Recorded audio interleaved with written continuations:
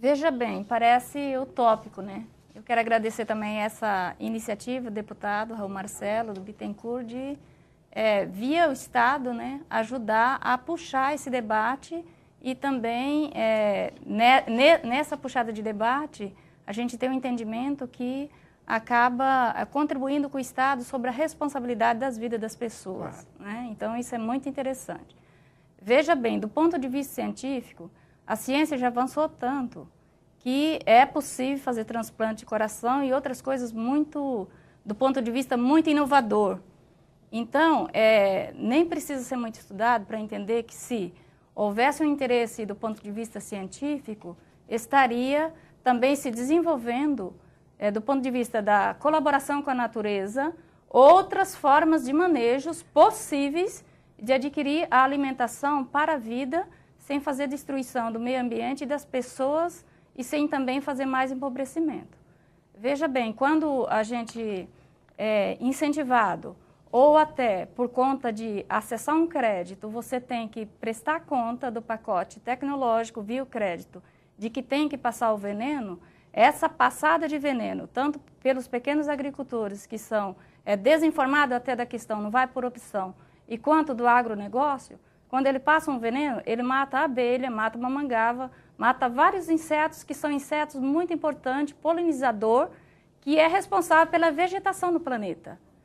Ao destruir e exterminar esses insetos responsáveis pela vegetação no nosso planeta, todos que dependem da alimentação desses vegetais estão em risco de situação de ser exterminado no segundo momento. Pode dizer assim, mas eu não como a verdura, eu não como capim, mas pode ser que eu como a carne do gado que come o capim. Claro. Né? Meu filho toma o leite da vaca que se alimenta do capim, que tem uma necessidade dessa disseminação pela polinização desses insetos também. Eu estou falando do ponto de vista ambiental. Do ponto de vista da aplicação do agrotóxico, quando não se tem também uma cultura, porque do ponto de vista cultural, os agricultores estão preparados para produzir agricultura do jeito que a gente sempre produziu em colaboração com a natureza.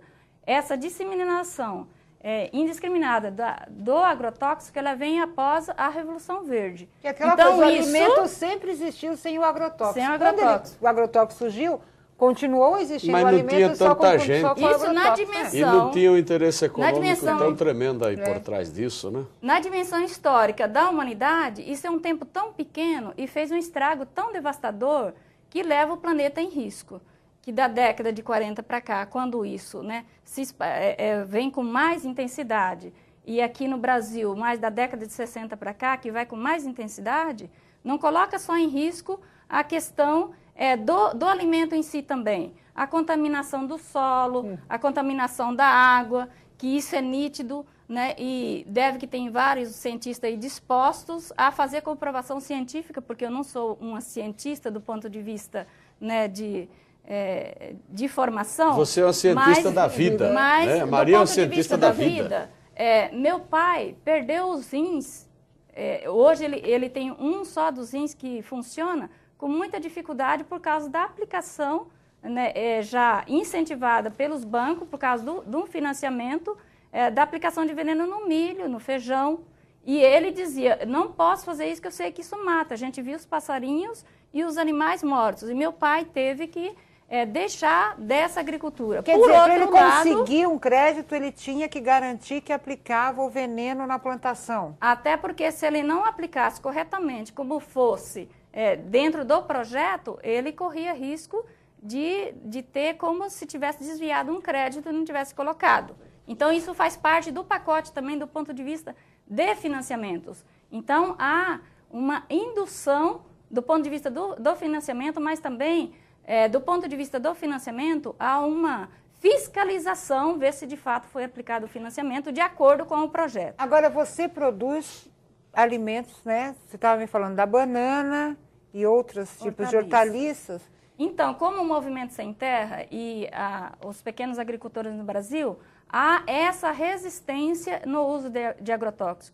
Então, a gente trabalha comunidades de assentados na transição para um outro tipo de manejo, que a gente chama de manejo agroecológico, que a agricultura orgânica, biodinâmica, natural, pode estar envolvida várias concepções e essas concepções elas podem estar sendo aplicadas em cada microclima. Por exemplo, lá no meu microclima funciona mais vários elementos da orgânica e da natural e não da biodinâmica, no outro da biodinâmica. Então, na agroecologia, né? Isso é possível em cada microclima. Um outro problema também é que, tanto do ponto de vista da assistência técnica como dos agrotóxicos, são muito generalistas. Ela é padrão para o Brasil, ou é incentivado que se use no Brasil coisas que nem deveria ser para o nosso clima aqui tropical no Brasil, com tanta diversidade. A outra questão também que é quando fala assim, mas é possível não usar agrotóxico? Se é possível evitar a monocultura, porque os insetos, as pragas, elas atacam por falta de alimentos e por falta dos amigos e inimigos também predadores. Ao desenvolver uma monocultura, cadeia, né? Você generaliza, então tem um monte de insetos que são atacadores, mas por causa do agrotóxico matou os outros insetos predadores. Então é possível buscar, do ponto de vista de um outro manejo de agricultura, numa outra relação de seres humanos com o meio ambiente, com a questão econômica e social, que seres humanos não é porque está na agricultura, ou é porque seres humanos que uma parte tem que viver totalmente empobrecida, sem esclarecimento, e uma minoria enriquecida às custas, né, dessas riquezas naturais, à custa dessa devastação, à custa da poluição da água, do solo e da exterminação de um monte de insetos que são promotores também da vida. Então, se tiver um outro tipo de manejo que leva tudo isso em consideração, é possível a gente ainda restaurar esse planeta para dizer que esse planeta é de seres humanos que cuida do planeta, que cuida do ambiente e que cuida do futuro, da nossa futura geração também. E o Estado de São Paulo tem 1%, né, sempre votado todos os anos, para a questão de pesquisa. Para investir em pesquisa, e pode ser um objeto importante.